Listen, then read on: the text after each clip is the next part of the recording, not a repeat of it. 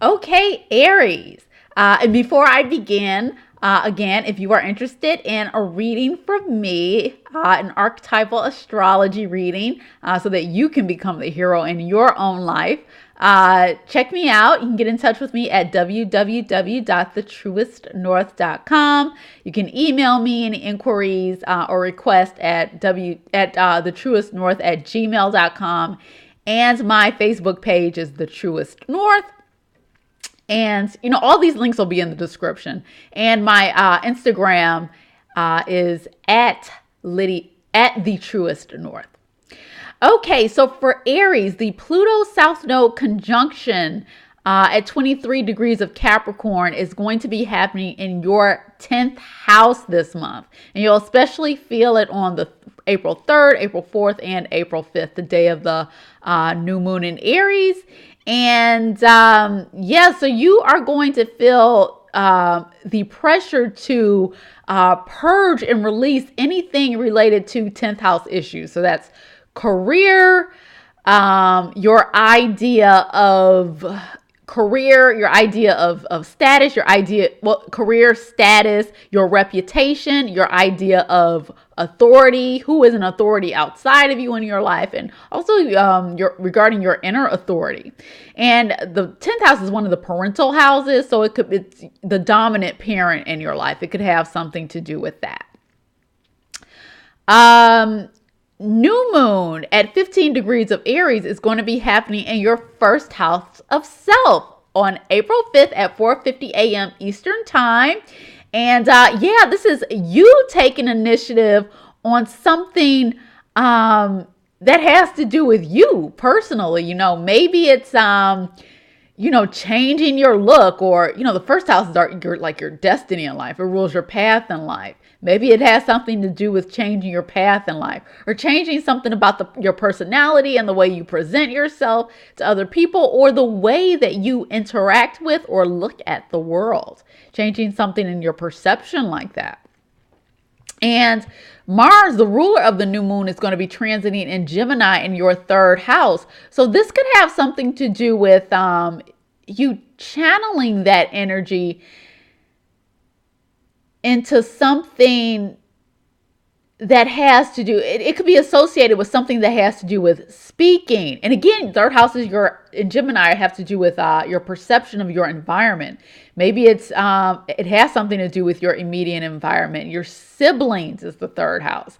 Any small groups that you're a part of, how you write and communicate, how you speak, anything that you're learning or teaching, because the third house in Gemini, that's an educational energy. It could be deciding to teach, you taking the action to decide to teach something new, some new subject, or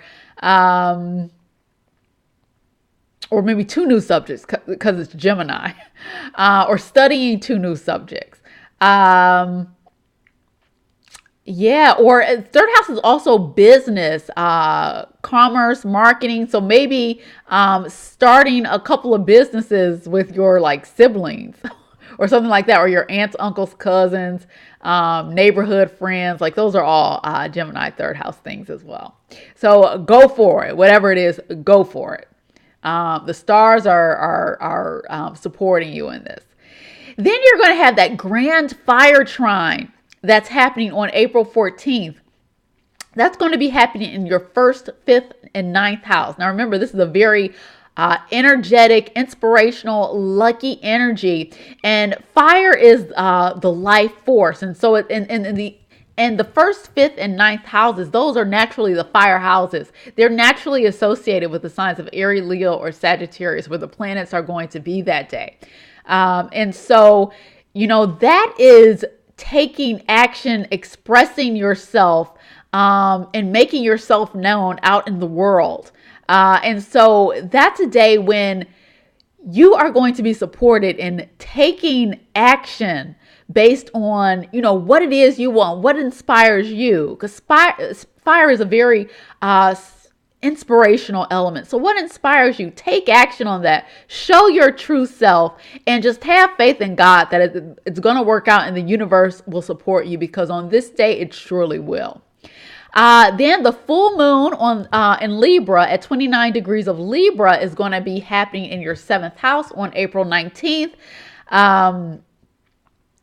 Giving you a second chance for completion related to relationships, partnerships, one-on-one partnerships, whether that's with your spouse, a business partner, a client, a close friend, equality, diplomacy.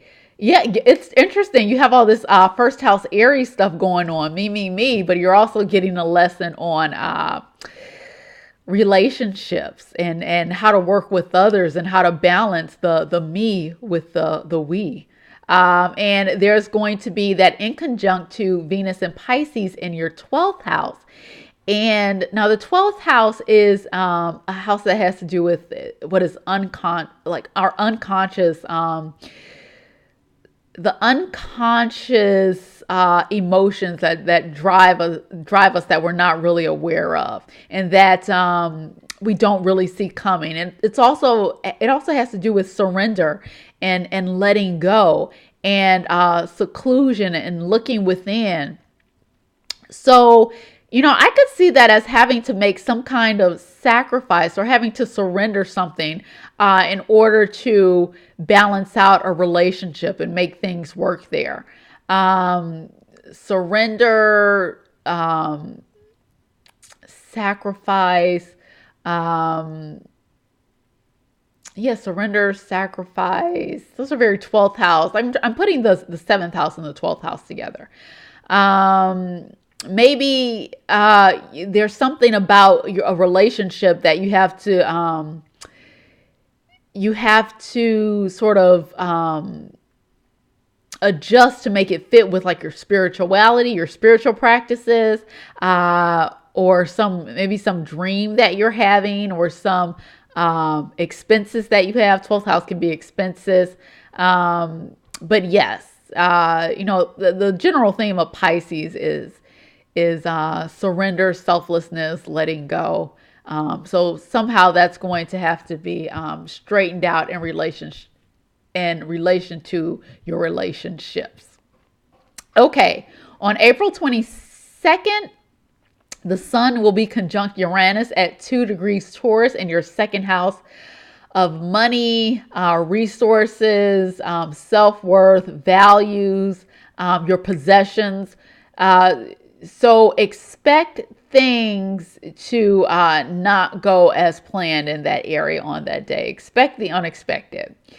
And you have the chance to break away from routine and take chances in that house on that day. How that's going to turn out for you ultimately, I don't know. Uranus is unpredictable, and it would really depend on what other aspects it's making in your chart and what else is going on in your chart that day. But I don't know. Ultimately, Uranus transits, they tend to liberate us for the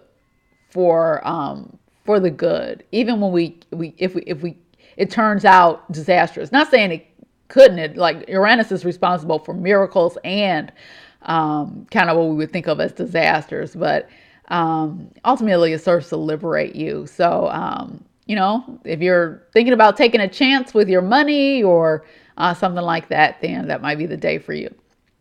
And then Pluto and Saturn later this month, the 24th and the 29th, Pluto and Saturn are going to be stationing retrograde in Capricorn in your 10th house. So you've got some work to do regarding crystallized structures and ideas that you have in that 10th house of career, status, authority, outside authority, and your own inner authority, and who's an authority over you, and what authority do you have related to your career, your status, your reputation, and all those things. So Aries, it is a very intense month for you, very action oriented more than intense, a very exciting action oriented month for you.